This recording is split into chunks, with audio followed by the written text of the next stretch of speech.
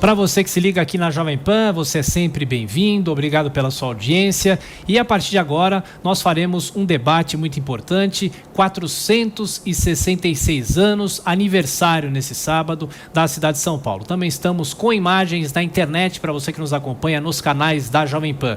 E aqui nos estúdios teremos dois convidados e aqui ao meu lado também para comandar esse programa especial, Marcelo Matos. Tudo bem, Marcelo? Olá, Tiago. Olá, ouvinte e também olá, internauta da Jovem Pan. O nosso primeiro entrevistado, nosso primeiro convidado é o professor Walter Caldana, da Faculdade de Arquitetura e Urbanismo do Mackenzie. Tudo bem, professor? Obrigado por estar aqui nesse dia tão especial. Tudo bem, muito obrigado. Comemorar o aniversário de São Paulo sempre é bom. Conosco também, Tiago, professor João Braga, professor da História da Arte e também História da Moda, da FAP, Faculdade Santa Marcelina. Muito obrigado pela presença do senhor, professor. Muito obrigado pelo convite. Eu começo falando com o professor Walter Caldana, que tem uma visão grande aqui da cidade de São Paulo, a cidade que cresce, a cidade que assusta pelo tamanho. Isso aqui é um país, não é só uma cidade. E, professor, recentemente o Grupo Nossa São Paulo divulgou uma pesquisa dizendo que 60% das pessoas sairiam aqui de São Paulo. É uma cidade muito boa, é uma cidade que poderia, no entanto, professor, ser mais acolhedora? Sem dúvida nenhuma, São Paulo pode ser mais acolhedora. Se bem que nós temos que lembrar duas coisas. O acolhimento é uma característica de São Paulo. São Paulo se fez baseada no acolhimento, na generosidade e no encontro. Isso é fundamental. Segunda coisa, a cidade é muito boa. Ela tem características de excelência. Porém, ela tem problemas compatíveis com o tamanho que ela hoje possui. E isso significa que nós temos alguns problemas cotidianos que incomodam demais o cidadão. E gera respostas como essa importantíssima pesquisa da Rede Nossa São Paulo, que é uma resposta de impacto, não é uma resposta de raiz. Por quê? Porque hoje São Paulo apresenta problemas cotidianos que incomodam profundamente o dia a dia do cidadão e das famílias. Marcelo. Professor João Braga, o que a história pode explicar em relação a esse poder de atração de São Paulo, dos imigrantes que não param de chegar e, claro, que tornam a cidade cada vez mais cosmopolita, talvez até uma das mais cosmopolitas do mundo mesmo? Sim, não há dúvida, né? Se me perguntarem qual seria o melhor adjetivo para qualificar São Paulo, eu acho que seria a questão da pluralidade. A questão mais do que isso, né? Mas a questão da intensidade. Tudo em São Paulo tem essas características, né? Ou seja, São Paulo é no superlativo. E dessa maneira, tá, eu percebo que São Paulo, com um imã em diversas áreas, seja a área cultural, seja a questão da área urbana, seja as possibilidades de emprego, atrai, tá, esse processo migratório, não só de outros estados do país, mas hoje da América Latina e, quiçá, do mundo. Tá? Muitas pessoas vêm tentar a vida aqui. Então, foi devido ao seu processo historiográfico, criou-se essa característica, a própria cidade criou e tornou-se uma realidade, né, da megalópole chamada São Paulo. Né? Professor Walter, falando da sua área, arquitetura e urbanismo, São Paulo é uma cidade que cresceu sempre muito rápido, foi se expandindo, temos diversos problemas, como nós já destacamos aqui, mas a grande questão é a seguinte, a gente fala muito que São Paulo tem problemas, esse aqui é um ano eleitoral, a cidade vai ser discutida muito pelos políticos, mas eu pergunto para o senhor, é verdade ou é mentira que os problemas de São Paulo não são resolvidos, ou alguns são e outros não? Boa pergunta essa. Esse é um ano eleitoral e a gente tem que ficar muito atento para que nós consigamos fazer com que os nossos candidatos, nossos partidos, não só prefeito como a vereador, discutam a cidade e não a situação política nacional apenas. Claro que as duas coisas são interligadas, mas é fundamental que a agenda, a discussão seja a cidade.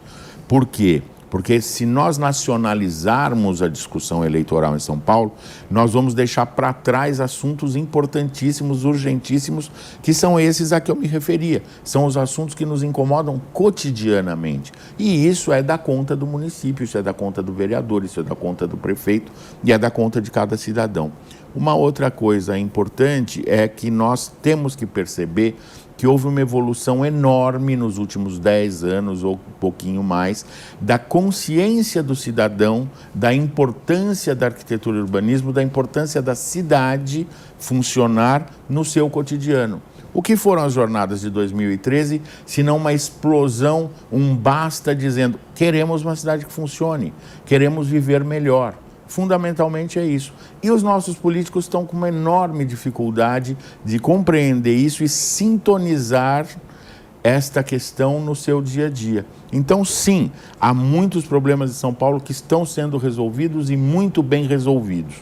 Seja pela sociedade diretamente, seja pelo poder público, seja pela iniciativa privada ou todos juntos. Mas há outros problemas, até pequenos, que inexplicavelmente não são resolvidos e isso incomoda muito o cidadão. Quais seriam esses pequenos problemas? Por exemplo, pequenos problemas de desenho da cidade, locais públicos, pequenas praças, os locais de estar.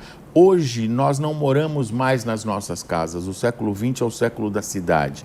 Hoje nós moramos na cidade, basta ver a quantidade de horas que você passa na rua, na cidade, no trabalho, no trânsito, enfim, no transporte, e a quantidade de horas que você passa na sua casa.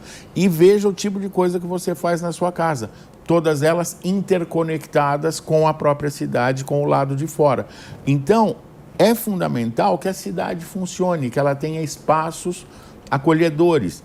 Pequenas esquinas com mobiliário, nós temos que cuidar disso, a questão da iluminação, a questão do calçamento, a questão da arborização, enterramento de fios e assim sucessivamente. São pequenas coisas que fazem a grande diferença. Não são mais as grandes obras que fazem a grande diferença. Só que essas pequenas coisas, como a cidade é imensamente grande, acabam ganhando uma dimensão do plural, né? Claro, e demandam uma nova sintonia por parte do poder público. Ou seja, demandam uma nova postura, demandam a descentralização efetiva da cidade, demandam processos participativos melhor organizados, ou seja, exatamente isso.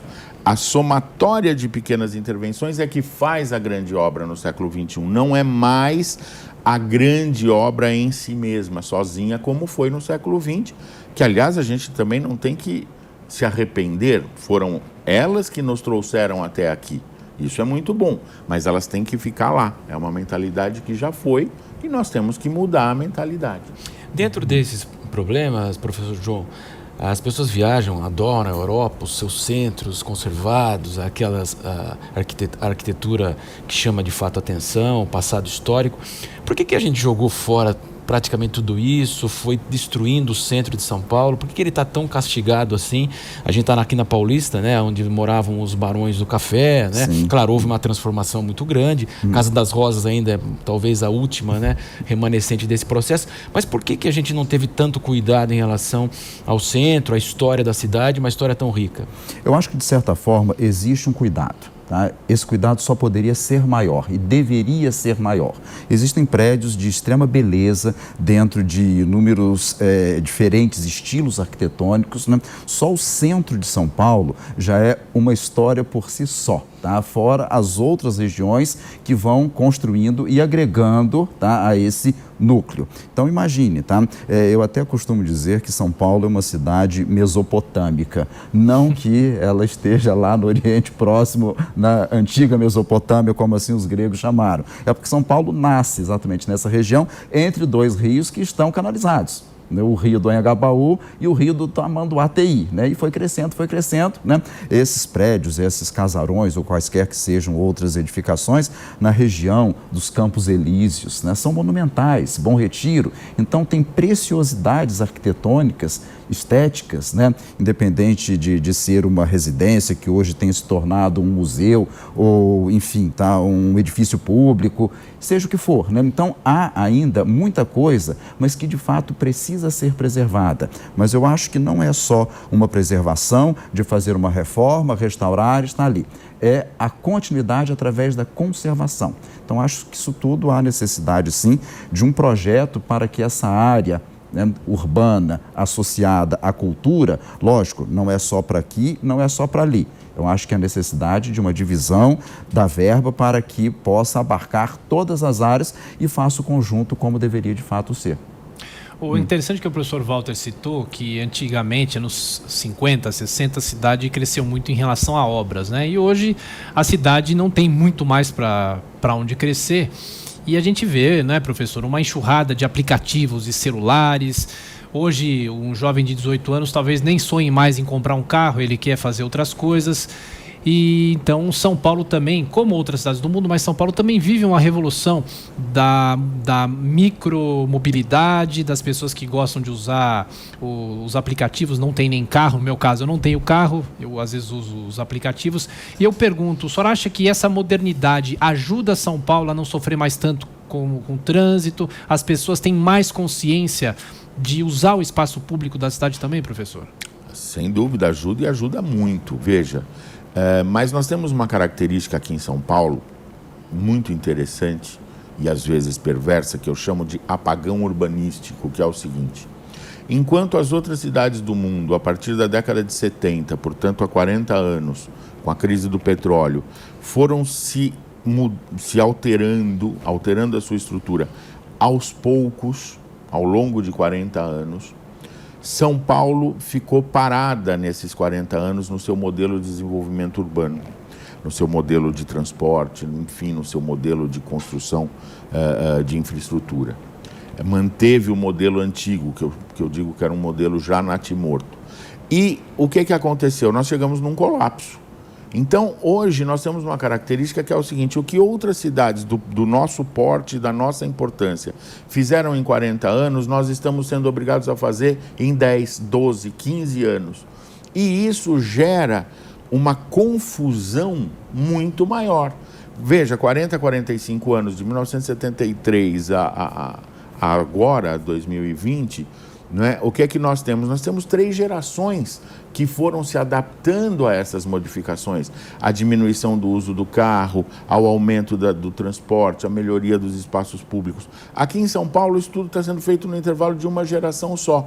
Então, todas as gerações convivem nesse mesmo intervalo e há conflitos. Então, do mesmo jeito que você tem um enorme número de pessoas que demanda espaço público de qualidade, transporte público de qualidade, e que não quer, por exemplo, o transporte individual, o automóvel e etc., e quer morar no centro, ainda convive com uma grande quantidade de pessoas que confia no modelo antigo, do automóvel individual, da casa longe, do não sei o que e tudo mais. Ou seja, nós estamos vivendo num conflito que a gente sabe qual é o resultado. O resultado vai ser uma cidade mais enxuta, mais compacta, mais densa, com melhores serviços, mas isso ainda está sendo construído.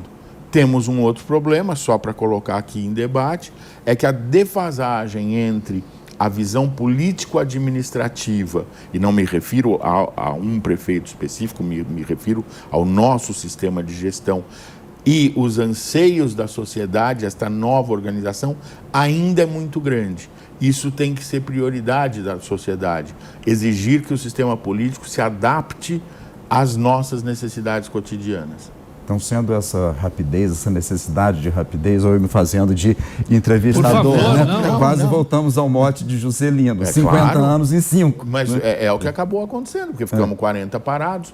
É por isso que eu digo que nós temos um apagão urbanístico. Veja, a lei de zoneamento de São Paulo até hoje é fundamentalmente, estruturalmente, conceitualmente, a mesma de 1972. Que parte do princípio de organizar a cidade num lote a lote que é ficcional. Ou seja, hoje a cidade não se resume ao lote, não dá mais para pensar a cidade no lote, no predinho solto no meio do lote. Então, são coisas desse tipo. Ou seja, ou a gente realmente reorganiza o modo de pensar a cidade na administração, e muito rápido, com projetos, com prioridade, com projetos de qualidade, ou nós vamos continuar nesse ciclo que é perverso para todo mundo. Mas aí a gente cai naquele problema, a alegação vai ser o seguinte: não tem dinheiro para fazer. Vocês acreditam que tudo isso, claro, evidentemente é preciso recurso para algumas obras, e esse processo também, vocês gostam desse termo revitalização ou reurbanização da cidade? A gente ouve a todo momento em relação ao centro. O professor João tem uma frase boa sobre isso.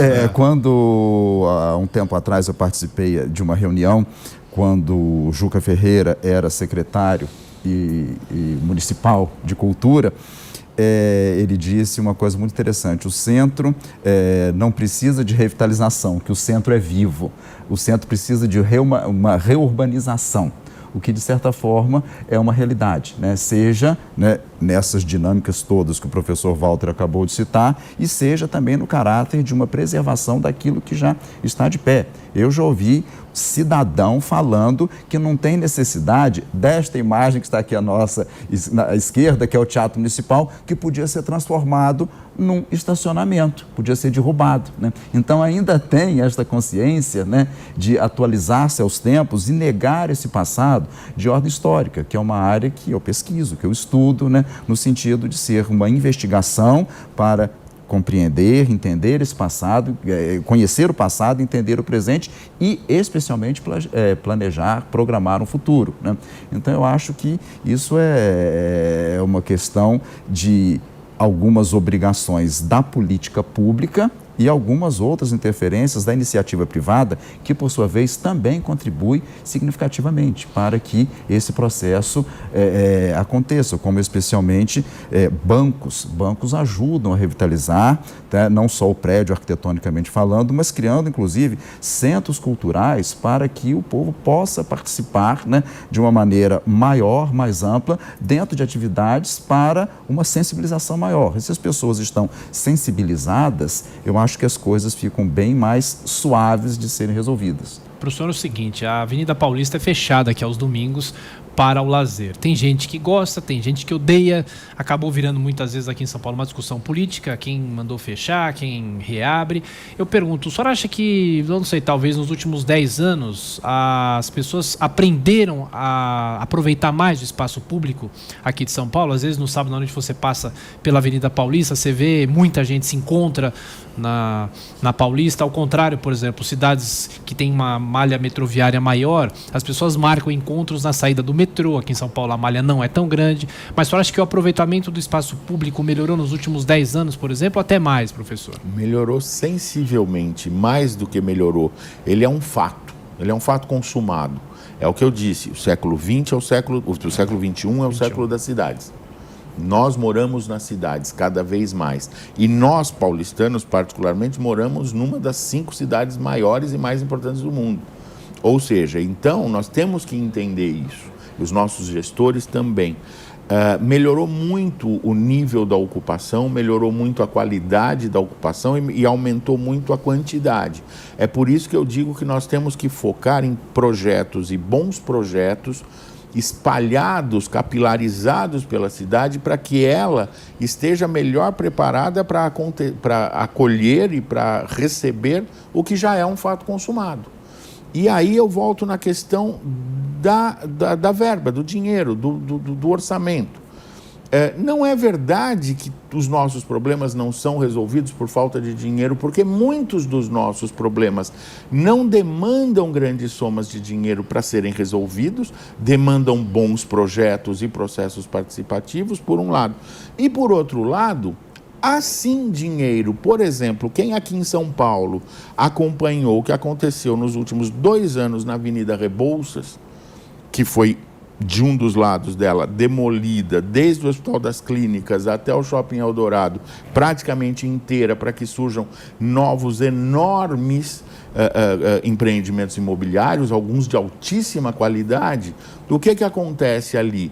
Por exemplo, e é sobre esta questão de mentalidade que eu me refiro, todos esses empreendimentos ainda, infelizmente, trazem em si o eco de uma legislação que pensa no lote para dentro. Você imagina, por exemplo, se a prefeitura tivesse conseguido organizar uma espécie de, como uma orquestra, uma concertação de todo este volume de dinheiro que é privado, investimentos, portanto, altamente positivo, para fazer um desenho urbano de uma nova cidade onde os espaços públicos acolhedores, onde as pessoas estivessem andando a pé, fosse possível. Não conseguimos ainda fazer. Por quê? Porque estamos nessa transição. Estamos na transição entre um ambiente e outro ambiente. Então, nós teremos uma nova Avenida Rebouças e Consolação nos próximos 2 anos, novinha, moderníssima, etc., etc., com uma calçada de 2,20 metros. Ou seja, não é razoável. Agora, não se trata de eleger culpados. O mercado imobiliário, imagina, não tem... mesmo a prefeitura. Nós temos que entender que nós temos que imaginar o processo de gestão de outra forma. É essa que é a questão. Esse problema parece, não só esse, mas outros vem se agravando. Eu me lembro, eu sempre morei e trabalhei na região central de São Paulo. Eu me lembro a questão do rodízio, que é outra, né, grande questão que envolve a cidade. Polêmica a época, muito polêmica, né? Mas a época começou somente nos meses do meio do ano, os meses do inverno, que chove menos, e na região central, para evitar que os carros fossem à região central e não poluíssem mais do que de fato já o estavam. Esse era o antigo rodízio da CETESB, que valia o dia inteiro, não tinha horário de pico de manhã e à tarde. Só que o tempo foi passando, o outro ano da mesma forma, o outro não, agora já vão ser alguns meses, e a coisa foi numa crescente que hoje é praticamente durante o ano inteiro, à exceção dos meses, normalmente, das férias escolares, sim, onde há uma circulação menor de veículos, né? Mas isso também é um outro problema sério da própria cidade, né? Agora, professor Walter, a questão da mobilidade, né, que hoje não apenas é uma questão mundial que é discutida, o Tiago até falou dessa micromobilidade, patinete, as bicicletas, isso, o mundo discute essa questão. E ao mesmo tempo, hoje quem mora perto do metrô em São Paulo tem uma qualidade de vida, e quem mora longe... Como atacar esse problema? Nós lembrávamos aqui, até antes de começar essa nossa conversa, que houve uma mentalidade em governos anteriores que era aquela mentalidade de abrir avenidas, a cidade tinha que se expandir sempre, grandes obras, túneis.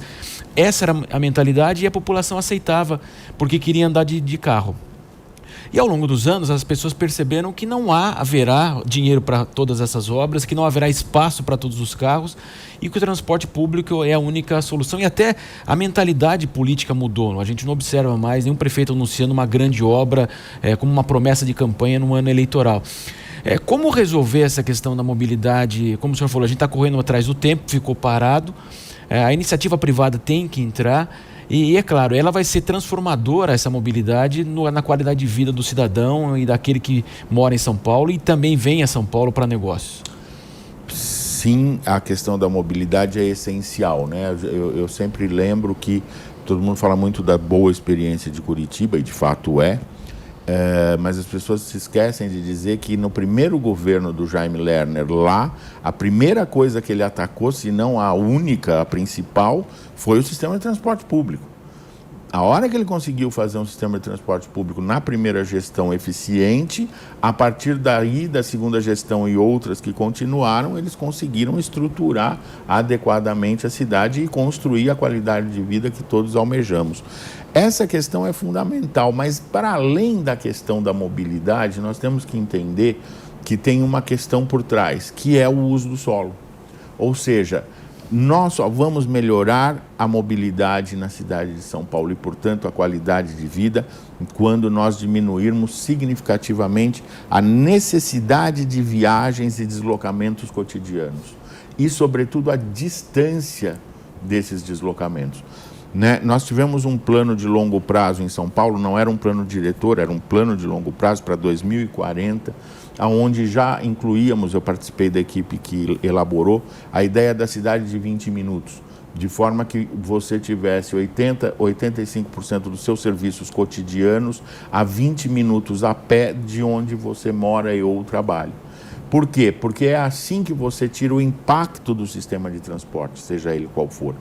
Né? Então, isso tem a ver mais com o uso do solo, e aí, de novo, lei de zoneamento, plano diretor, código de obras, do que efetivamente com grandes investimentos. Por quê? Porque a cidade vai, então, se adaptando ao território de uma maneira, digamos assim, mais homogênea. Hoje, nós ainda temos zonas de concentração que obrigam deslocamentos até ela, o que gera todo esse impacto no sistema de transporte municipal. Mas será que essa questão, tudo que procede muitíssimamente bem, o próprio comportamento das pessoas, em especial do jovem, pensando a um longo prazo. Eu vejo que entre os meus alunos, não é vontade, creio que entre os alunos seus também, né, eles não têm mais vontade de ter automóvel. Isso, né? Não é prioridade deles, pelo contrário, é uma preocupação de ordem ecoambiental, social, econômica, mudando a postura do comportamento por uma conscientização que já está presente. Né? E, obviamente, isso há de ser o resultado do transeunte, do morador, da população em geral, futuramente. E, professor João, o senhor está falando sobre isso, é interessante que o senhor disse que mora no centro, trabalha aqui na região central, o senhor dá aula na FAP, por exemplo, aqui na região de Higienópolis, que é a região central também, e é interessante você olha hoje nos jornais aqueles lançamentos de apartamentos minúsculos, tamanho de um quarto de hotel. E aí chega ao absurdo de quem tem um pouco mais de poder aquisitivo, que tem um apartamento mais distante e compra um apartamento no centro para trabalhar, para morar perto do trabalho. O senhor acha que essa pode ser uma tendência? As pessoas aceitam morar num lugar cada vez menor, mas desde que elas estejam próximas ao trabalho? Isso em relação à arquitetura é bom, é ruim? Olha, isso de fato é uma realidade. Muitas vezes compram para poder ter a semana mais próxima ao trabalho e vai passar o final de semana num bairro relativamente próximo, só para não ficar no vai e vem, né? Algumas outras pessoas compram até como investimento, para alugar para outras pessoas, né? No sentido de que eu vou ter um ganho mensal de X aí valor, né? Enfim, então existe essa realidade, né? Não há dúvida alguma, mas eu não sou um urbanista, eu lido muito mais com a história. Sim, e não existe história do futuro. Mas pelo comportamento das pessoas, isso é de fato, tá, uma realidade que está no momento. Em compensação, outras pessoas de outra faixa etária, há determinadas ruas em São Paulo, que, na região central em especial, que há congestionamento às 7 horas da manhã e às 6, 7 da noite, da saída ao mesmo tempo de todos os carros desses apartamentos. Já começa no prédio, né? Já começa no prédio, Exato. Já começa exatamente na saída da garagem, né? E o retorno, exatamente. Então, eu acho que disso tudo vai também uma conscientização, tá, das pessoas que vivem na cidade, de cada um contribuir com a sua parte dentro de um novo zeitgeist, dentro de um novo momento. Por isso que eu coloquei a questão do convívio das gerações em função do apagão urbanístico. Hoje nós temos o convívio desde os mais antigos que nem pensam em não usar o carro, até os mais jovens que nem pensam em ter carro. Ou seja, então é deste momento complexo que vai sair a cidade nova muito proximamente. Bom, a gente encerra aqui o nosso primeiro bloco. Esse professor Walter Caldana, da Faculdade de Arquitetura, Urbanismo do Mackenzie, e também com o professor João Braga, que é professor de História da Arte, entende muito de moda, da FAP e também da Faculdade Santa Marcelina. É isso, né, professor? É isso. Bom, a gente faz um rápido intervalo, lembrando que esse programa também é transmitido por imagens na internet. 466 anos, aniversário de São Paulo. Até já. Saúde. Corpo, mente e espírito, Dr. Zeballos.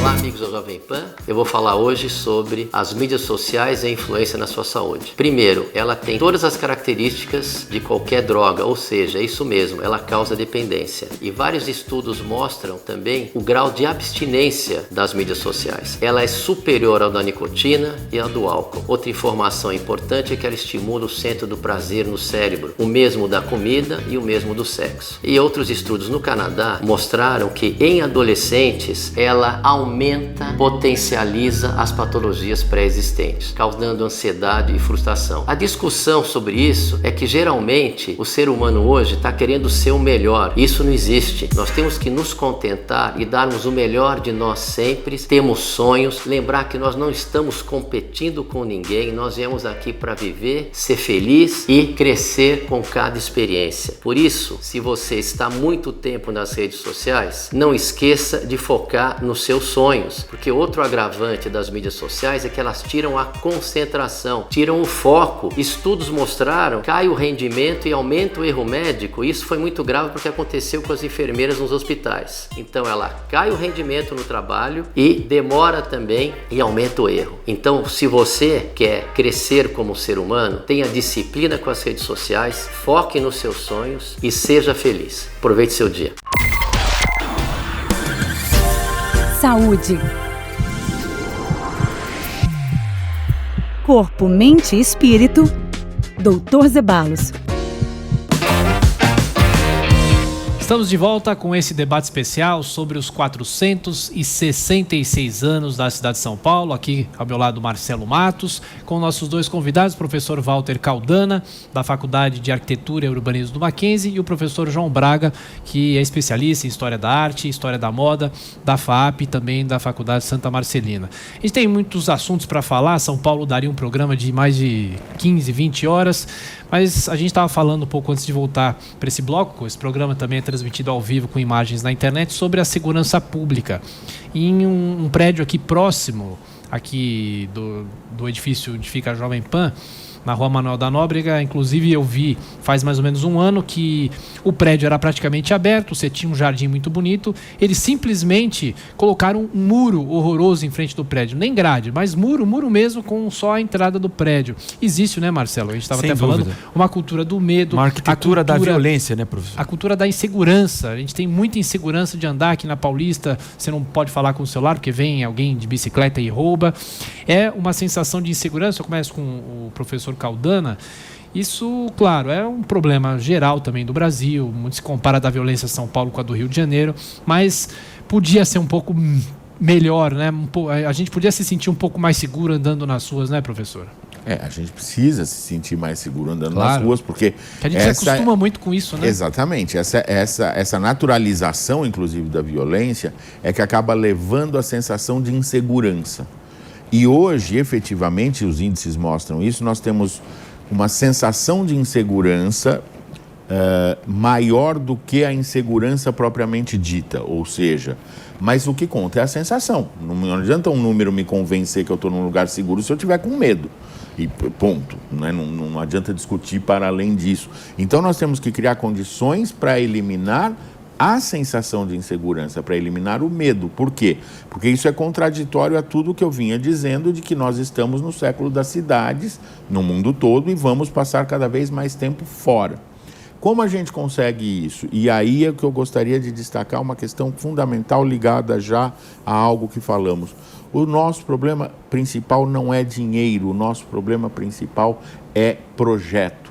É a articulação de todos os esforços da sociedade, poder público, iniciativa privada, sociedade organizada, no sentido de quê? De ter um projeto que supere isso. E onde isso começa? Isso não começa no cofre, isso começa na escola. Isso começa com educação, né? E eu estou me referindo, inclusive, à educação básica. Isso começa colocando o ensino de urbanidade, não de urbanismo, mas de urbanidade, desde a mais tenra idade. Por quê?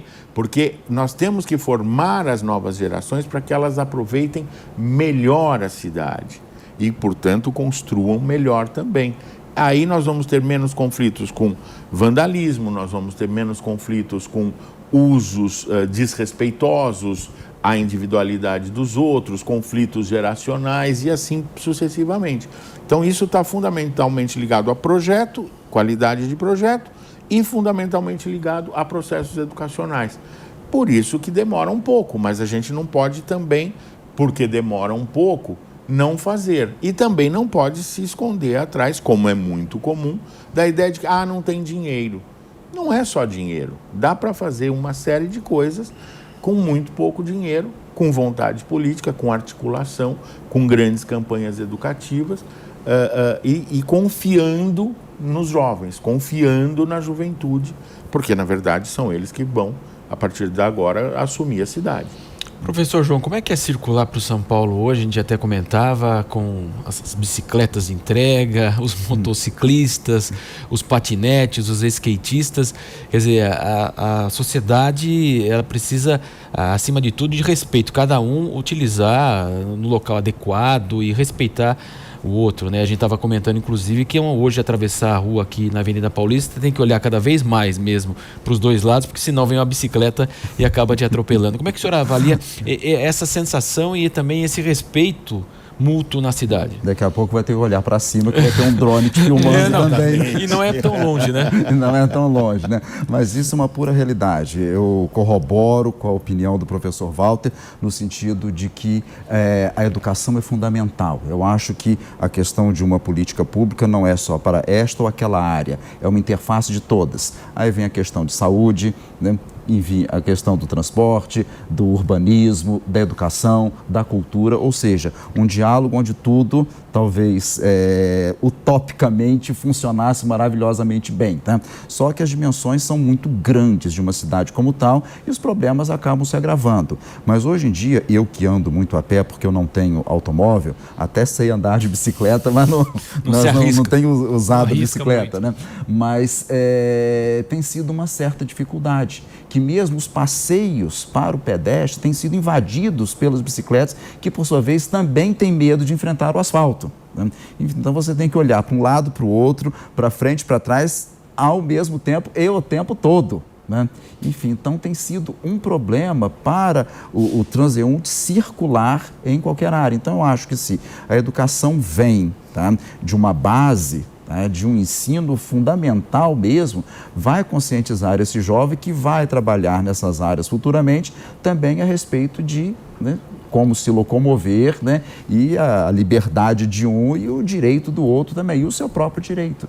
Então isso é fundamental. Professor, eu vou aproveitar, só fala um pouco da questão da cultura, né? Sim. No fim do ano passado nós tivemos aquele incidente lamentável na favela de Paraisópolis, quando a polícia invadiu, enfim, até hoje se investiga efetivamente o que aconteceu lá, mas a gente viu que muitos jovens da favela falando, olha, nós estávamos no baile funk, muita gente de fora vem para aquele local porque não temos opções de lazer na cidade. É uma cidade muito grande, é uma cidade que diz que tem poucos museus, são muitos museus pequenos, como se fala que são os pocket museus. O Museu da Língua Portuguesa é um museu pequeno. Bibliotecas também, as bibliotecas também. O também. Museu do Ipiranga está fechado, só vai reabrir em 2022. É verdade essa questão que São Paulo não tem muita cultura, e principalmente para esses jovens, professor?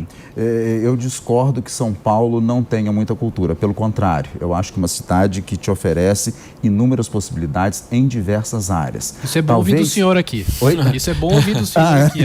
Mas talvez o que esses jovens tenham dito fosse relacionado a uma microlocalização, a região deles, que talvez não haja tanta opção.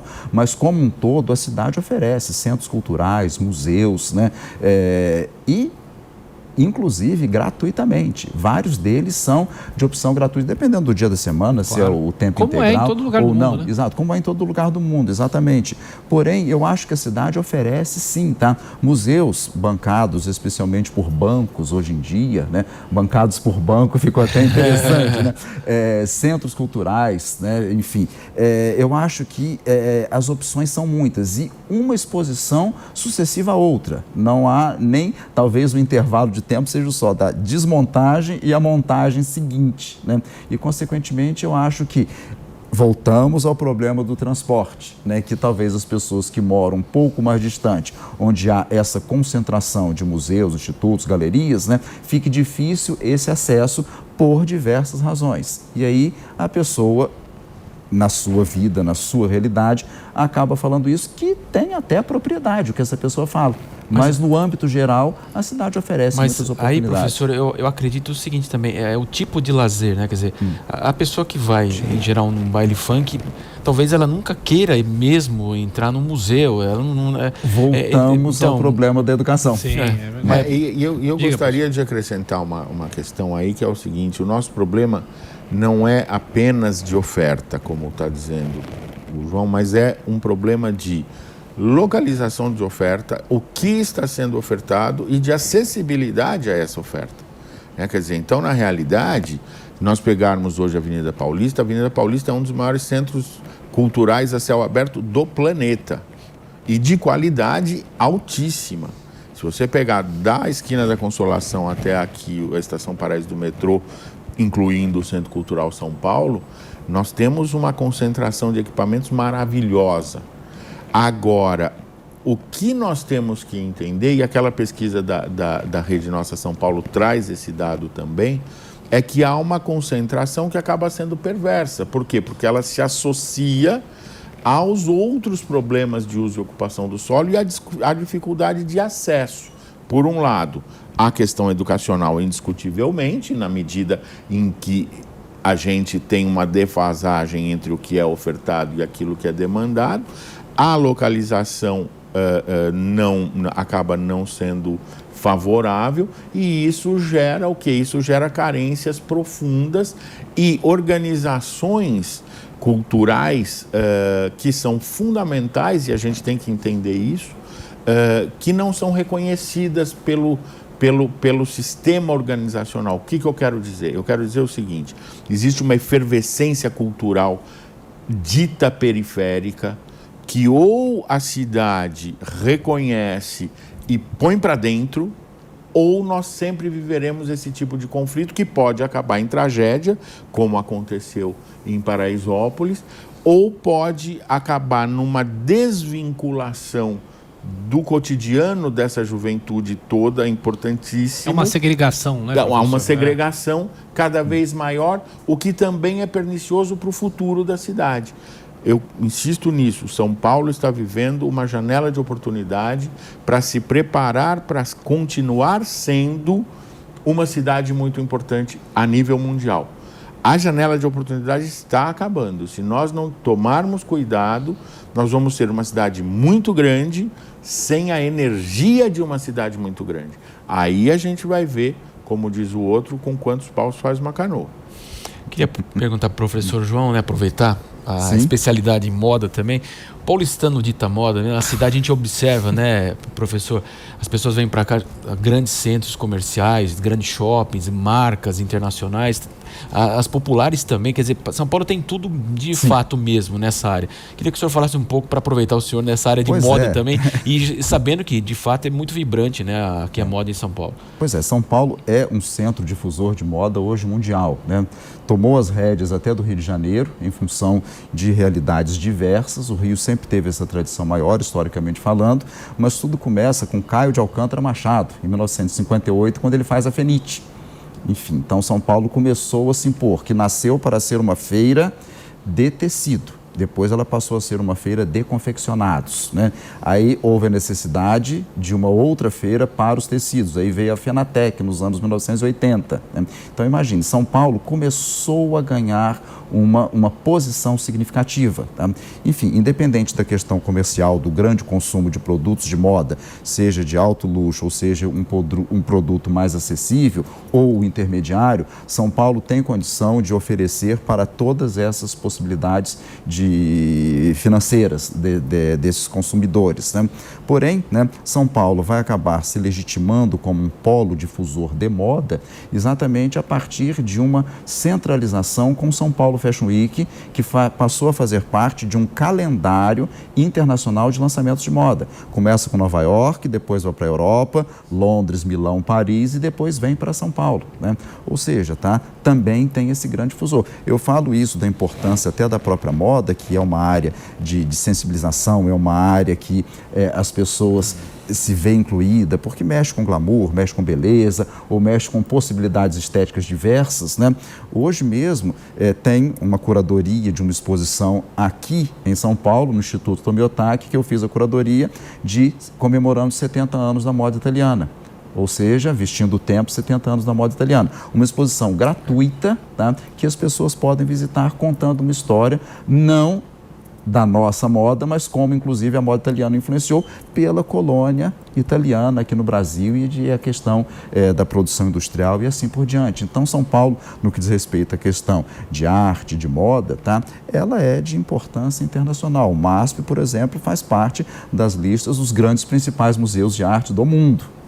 E sua própria estrutura é fantástica, né, professor? Sim, a questão arquitetônica é genial, né? E ainda não está fechada, que bom, né?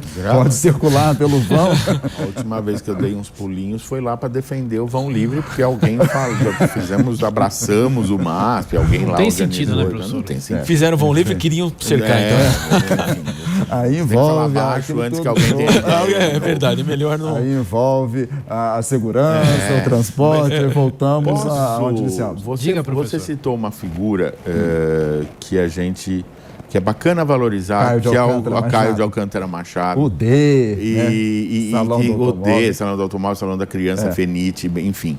E eu quero resgatar a figura do Alcântara Machado, porque para mostrar como a questão do uso do solo tem sentido e como a gente está lidando mal com isso. Quando se abriu as marginais, havia a necessidade de ocupá-las. E o Alcântara Machado, ele usava o Parque do Ibirapuera com estruturas temporárias para fazer as feiras. A FENIT começou lá. FENIT, o D, Salão da Criança, Salão do Automóvel, principalmente essas feiras. E aí foi feito um acordo, ele levou um projeto à prefeitura, iniciativa privada, ele levou um projeto à prefeitura e falou: me empresta um terreno que eu quero fazer um grande centro de convenções e feiras em São Paulo. Muito que bem. A prefeitura, estrategicamente, falou: eu te empresto este terreno. Esse terreno chama-se Parque Anhembi, que foi uma das obras mais significativas, inclusive do ponto de vista arquitetônico, projeto Jorge Wilhelm, e que pôs São Paulo no mapa de feiras e exposições mundial, como o professor acabou de explicar. Muito bem, aquilo foi um belíssimo trabalho de parceria público-privado, que depois, por uma série de motivos, a própria Alcântara Machado acabou se dissolvendo, a prefeitura acabou assumindo, e aí o que acontece? O negócio passou a ser da prefeitura e o terreno já era da prefeitura, era uma parceria. Hoje a prefeitura está autorizada a vender o terreno com o negócio. O que é um grande equívoco, porque o terreno tem uma função estratégica e o negócio outra função estratégica. Eu estou só citando essa história, primeiro para valorizar a figura do Alcântara Machado na nossa história e para mostrar a importância de entender que o uso do solo é uma coisa e o solo é outra coisa. E a gente precisa cada vez mais estar atento a isso. Vender o negócio de feiras é uma coisa, e eu acho que a prefeitura não precisa ela ser dona desse negócio, como ela não era o Alcântara Machado, um pioneiro. Mas aquele terreno tem um valor estratégico para o desenvolvimento urbano da cidade. Você imagina se em 68 tivessem vendido o terreno. O que nós estaríamos hoje? Você percebe?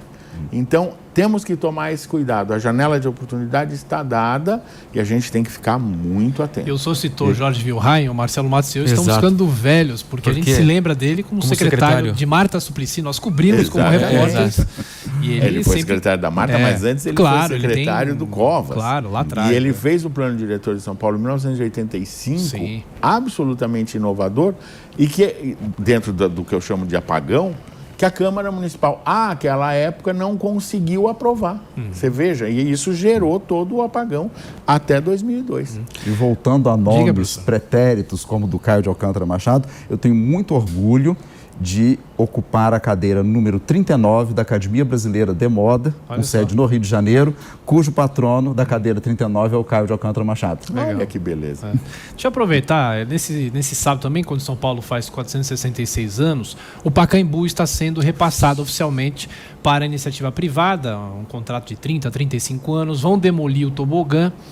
E eu pergunto para o professor Walter, que tem na cabeça toda a história também do Pacaembu que esse ano completa 80 anos, que é de 1940, 27 de abril de 1940. Eu pergunto para o senhor, será que é uma boa se repassar o Pacaembu para a iniciativa privada? O que vai ser do Pacaembu? Porque é interessante notar o seguinte, a gente fala que o aeroporto de Congonhas veio primeiro e os edifícios depois chegaram. O Pacaembu é a mesma coisa, né? O Pacaembu, o estádio chegou primeiro e depois o entorno.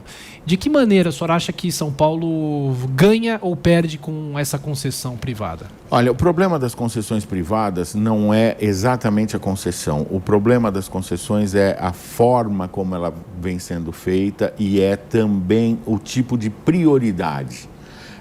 Então, veja, 35 anos de tempo de concessão é tempo demais. Por quê? Porque você tem mais de uma geração. 35 anos é muito tempo. Você imagina hoje um jovem de 15 anos, quando acabar a concessão, ele vai ter praticamente a minha idade. É muita coisa, é muito tempo. Então, esse é um primeiro problema muito sério. O segundo problema muito sério é que não está clara a manutenção do caráter público do uso dos equipamentos. né?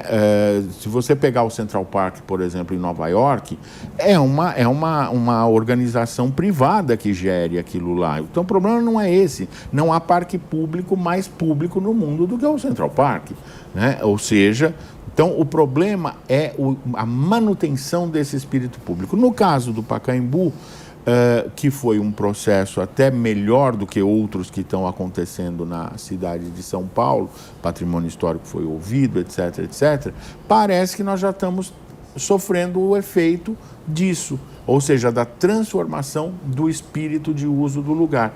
O problema não é apenas a demolição do tobogã, que inclusive eu pessoalmente sou muito favorável, aquilo lá era um equívoco no projeto. A concha acústica era mais bonita, tinham né? que fazer a concha acústica de volta e colocar ela ali, mas o problema então está sendo isso, o tipo de uso que vai ser ofertado e o tempo de concessão. A mesma coisa está acontecendo com Ibirapuera, a mesma coisa vai acabar acontecendo com a venda do terreno do Parque E Anhembi. essa privatização viria para o Museu do Futebol também?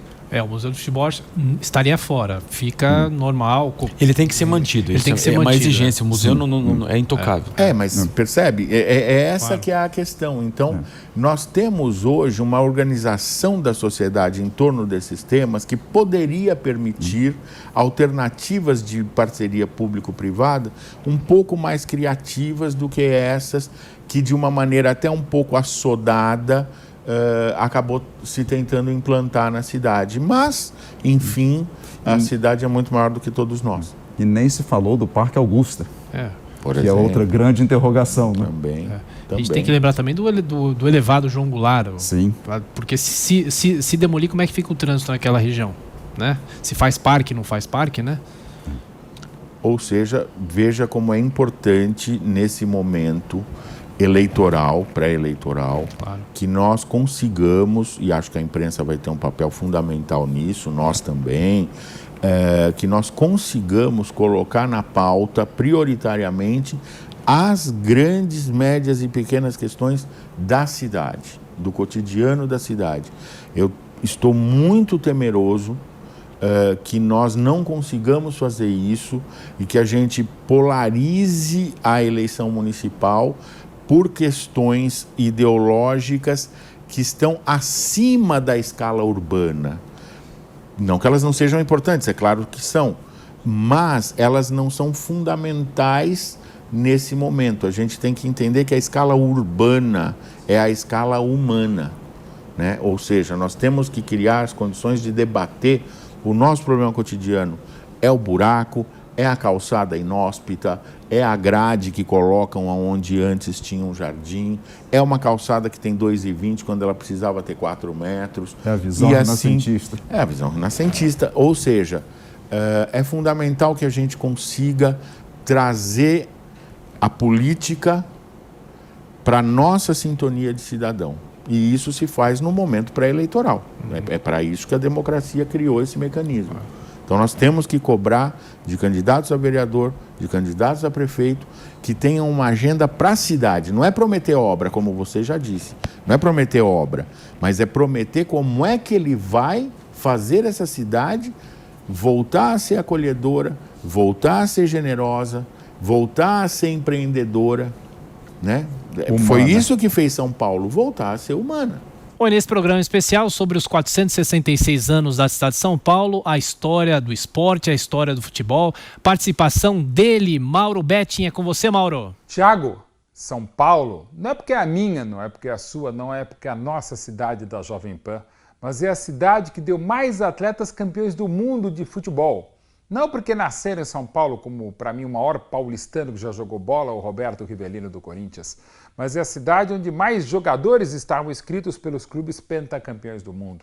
São Paulo, que é fundamental no país pentacampeão mundial, o berço do futebol, ou se não o berço, quem mais sabe jogar futebol, é justamente em São Paulo que foi o berço do futebol, lá em 14 de abril de 1895, quando um time que tinha Paulo Baier e do outro Zé Roberto, não, um time de ingleses e de filhos de ingleses, escoceses, jogou na Várzea do Carmo paulistana a primeira partida oficial de futebol, organizada de futebol. Isso foi lá em abril de 1895. Mas o primeiro jogo para valer, 2 equipes com 11, que dá para dizer valendo taça mesmo, pelo Campeonato Paulista de 1902, foi o Colégio Mackenzie, que venceu Germânia, hoje o Pinheiros, por 2-1, lá no Parque Antártica. Isso foi em 3 de maio de 1902. Sim, o Parque Antártico, terreno, então, da Companhia Antártica, que em 1920 foi comprado pelo clube, pelo Palestra Itália, que fez a loucura do século, para ganhar exatamente há 100 anos o seu primeiro título paulista, evitando um pentacampeonato do paulistano, que é o único clube que foi tetracampeão estadual em São Paulo. Talvez o Corinthians possa ser agora, já na era do profissionalismo, se ganhar esse ano em 2020, mais um título estadual, o maior campeão dos campeões. Mas em São Paulo, que tudo começou no futebol do Brasil, lá em 1895, na Várzea do Carmo. Primeiro jogo organizado foi no Parque Antártica, que depois viraria Palestra Itália, estádio Palestra Itália em 33. Desde 2014, esse colosso Allianz Parque, que é a casa do Palmeiras. Como a casa corintiana por uso campeão foi o Pacaembu, que agora em abril completa 80 anos, ou agora na iniciativa privada. Eu espero que ele mantenha o mais lindo estádio de espírito, não só de São Paulo, mas do Brasil, para não dizer do mundo, que já foi nosso 5 vezes, porque o futebol de São Paulo é muito forte. Também no ano zero, há também 90 anos, nascia o São Paulo Futebol Clube, oriundo do paulistano e também da Associação Atlética das Palmeiras. Não confundiram com esse Palmeiras, que era a Palestra Itália, que em 42, na arrancada heróica, virou Palmeiras. Que história que tem o São Paulo desde 1930, que história que tem o Corinthians, que completa 110 anos, ele que é de 1910, o clube da maioria dos paulistas e dos paulistanos. Corinthians, o maior campeão de São Paulo, o Corinthians que foi o campeão do 4º centenário lá em 1954 e que tinha muitas dificuldades um pouquinho depois, a partir daí, para enfrentar outro colosso paulista, o Santos Futebol Clube. Um clube tão especial que nem da capital do estado mas já ganhou 2 vezes o mundo, ganhou 3 vezes a América. E não só porque tinha um ET que era Pelé, mas que tem uma história espetacular. O Santos, que é claro da Vila Belmiro, o Santos, que é claro do Pacaembu, o Santos, que é claro do Morumbi, outro colosso no ano zero, em 1960, o Morumbi já com 60 anos, mais 50 anos da inauguração definitiva em 1970, quando o Santos de Pelé mandava. Esse Santos da Vila Belmiro, esse Santos da cidade de São Paulo, esse Santos que foi bimundial no Maracanã. Tem também hoje, ou neste ano, em agosto de 2020, o centenário da Portuguesa. Vive situação terrível. O estádio do Canindé, que foi inaugurado há 48 anos, na independência de 1972, no centenário. Mas a luz desse bravo torcedor, porque é fácil torcer para o campeão dos campeões brasileiros, que é o Palmeiras, para o campeão dos campeões paulistas e bimundial, com o Corinthians, para o trimundial, como o São Paulo, para um bimundial, como o Clube do Pelé, mas torcer ainda para essa Portuguesa que não quer acabar, e a gente não pode deixar acabar. É coisa para gigantes, é coisa para paulistas, é coisa para paulistanos, é coisa para lusitanos. Não é porque eu sou de São Paulo, mas porque eu gosto de estudar o futebol dessa cidade, que tem um lindo estádio de espírito, que é o Pacaembu, que tem um colosso que foi por muitos anos o estádio particular maior do mundo, que era o Morumbi. Essa cidade de campeões do mundo, essa cidade de campeões do Brasil, essa cidade que tanto fez pelo futebol mundial, essa nossa cidade tem muita história a contar a partir do futebol. Afinal, nós do Brasil somos mais conhecidos pelo futebol que fazemos. E, repito, ninguém ganhou tantas vezes futebol como os clubes de São Paulo. Parabéns, São Paulo. Ainda dá tempo de fazer um rápido bate-bola. Eu faço com o professor Walter, o Marcelo com o professor João. O professor Walter, o que o senhor mais gosta em São Paulo? São Paulo tem tudo. Tudo. São Paulo é uma cidade do mundo. A variedade, a diversidade, a pluralidade e, insisto, o acolhimento. São Paulo é uma cidade acolhedora. Passou 6 meses aqui, é paulistano. Isso é maravilhoso. E o que o senhor não gosta? Não gosto do que estão fazendo com que nós sintamos a respeito da cidade, que é isso. A cidade é violenta, é suja, é inóspita. Não é verdade. A cidade é muito melhor que isso. A cidade é um organismo vivo. Se você trata mal a cidade, ela te trata mal. É isso que a gente tem que aprender. E o senhor na mesma linha, professor? O que o senhor mais gosta de São Paulo? Eu posso não ter originalidade e concordar com o que eu gosto e o que eu não gosto. Vai assinar embaixo. A opinião do professor Walter. Acompanhe o relator. Acompanhe. Né? Agradeço. Professor Walter Caldana, obrigado, viu, por estar aqui nesse sábado. Prazer. Até a próxima. Professor João, também muito obrigado pela participação do senhor nesse programa especial. Uma satisfação. E celebrar São Paulo sempre, agora nos seus 466 anos. Muito bem. Obrigado. Valeu, Marcelo. Bom, e lembrando que esse programa também transmitido por imagens. Se você perdeu alguma parte, quer rever esse programa, quer compartilhar com seus amigos, é só entrar nas plataformas da Jovem Pan, Jovem Pan News, com a transmissão por imagens e compartilhar o arquivo. Muito obrigado pela sua audiência e até a próxima.